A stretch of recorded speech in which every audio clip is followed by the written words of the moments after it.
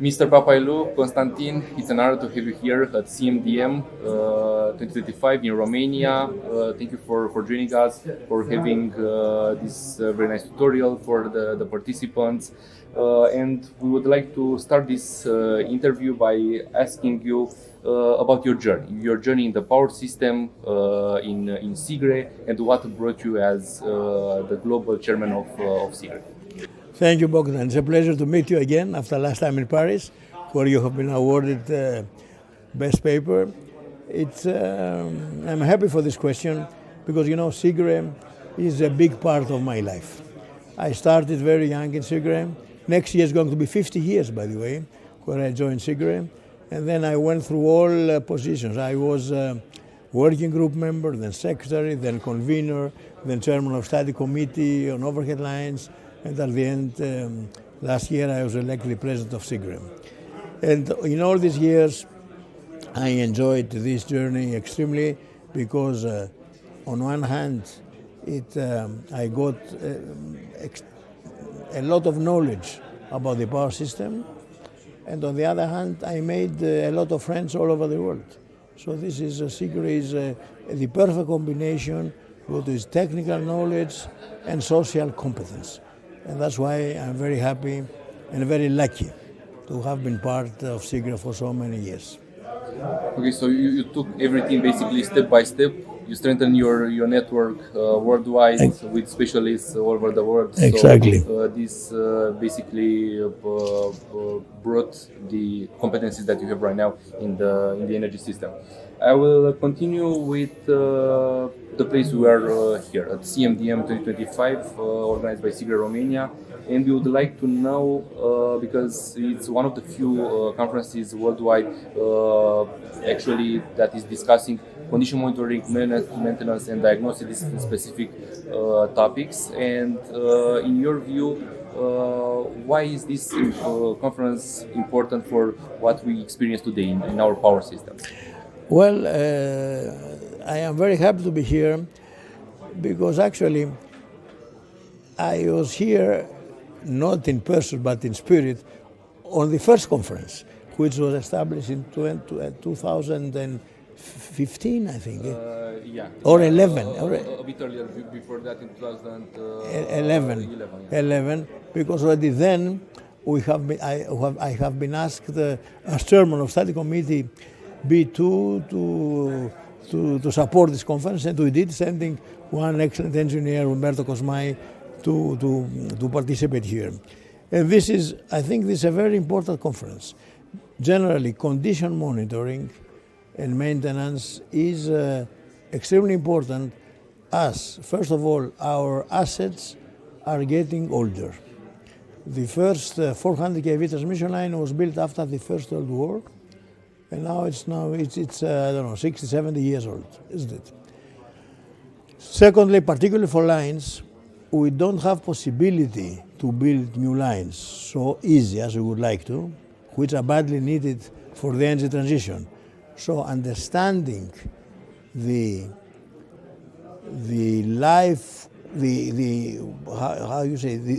situation, the condition of a component, as an example of a conductor in a line, monitoring it and developing methods for maintenance are extremely important because this makes it possible to extend the life expectancy of our components. So I think this conference is of great importance for the future of the power system.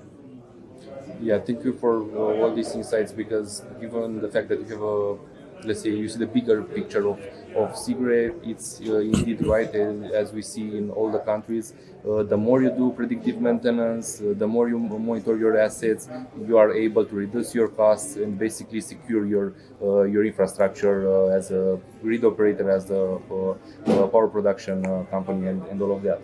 And because I mentioned this bigger picture that CIGRE has worldwide, in your opinion, what are the most transformative trends right now in the power systems that they all the countries experience right now, because we are living in a very changing times where our power systems have different challenges due to renewables, to these decarbonization processes, and all of that.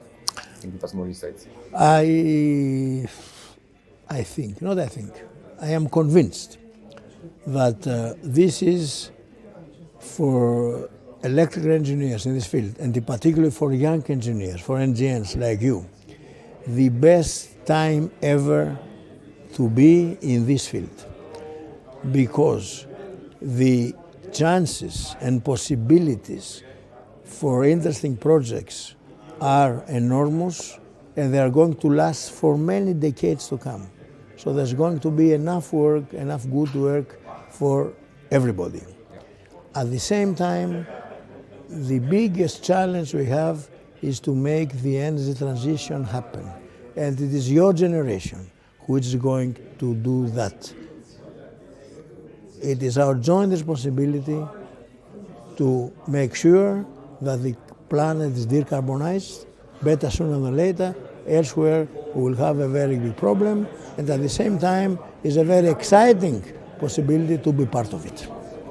Amazing. Yeah. Basically, this is one of our main focuses in CIGRE. Also in this transition, not about energy, also about people. So it's really important that with every occasion you are mentioning the importance of the young people, the emerging professionals and specialists. And since we are at this topic, what advice would you give to the next generation network? This network of young members in CIGRE that you are supporting for many years now?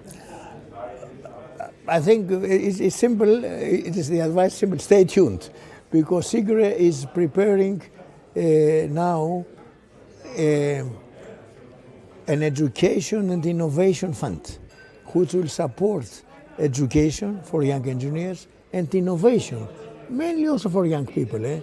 And with this, we are going, all of us, to support the energy transition.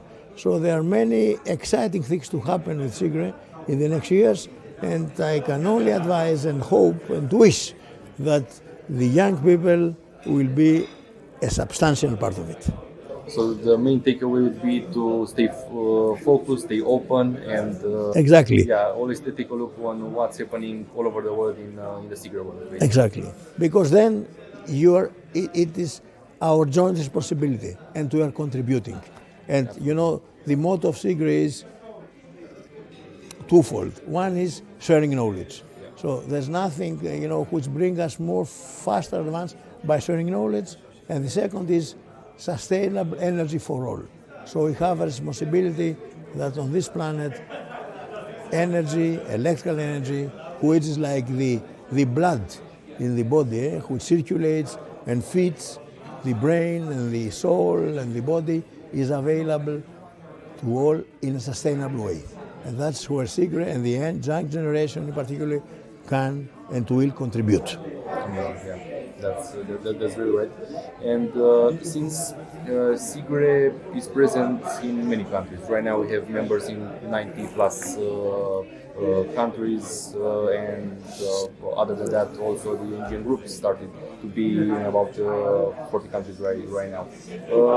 Since we are present in all the continents, and we see how the things are evolving, so how the power systems are changing in all over the world.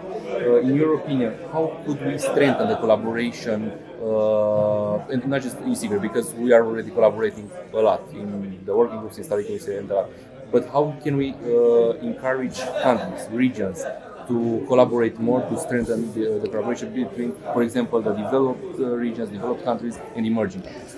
Well, CIGRE thank you for the question. It's a very important one. CIGRE has already a program to support the developing countries. Yeah. We have a very active group supporting Africa, which is a big continent, not yet so far in the development electrically wise as the other continents.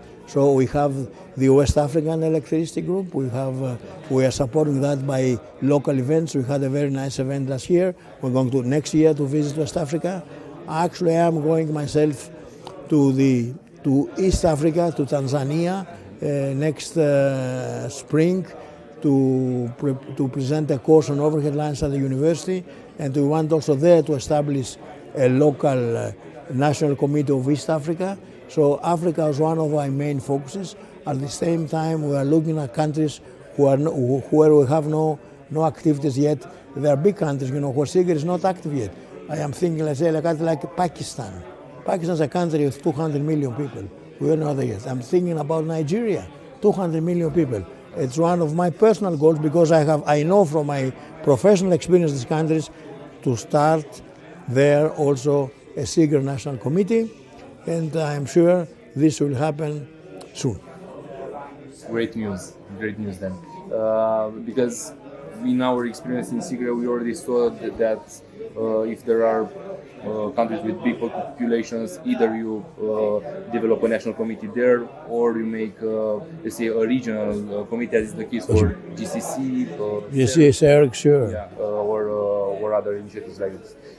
Konstantin, we are at the end of our interview, and before closing the recording, if you have any final message to our audience and to leave both the participants of CNDM and the audience with a message. Thank you so much for this interview. It was very exciting, and it's always very pleasant to talk with young people, enthusiastic young people like you and your colleagues. The message is the energy transition. Please make sure, talk to your friends, to your colleagues, not only to the engineers, because engineers understand the necessity. Talk to the public, talk to your local politicians, how important it is to manage the energy transition for the future of this planet. Because, as the saying goes, the energy transition is not an option. The energy transition is an absolute necessity, because, as the saying goes, there is no plan B, because there is no planet B. Thank you. Thank you very much, Konstantin. Thank you. Thank you.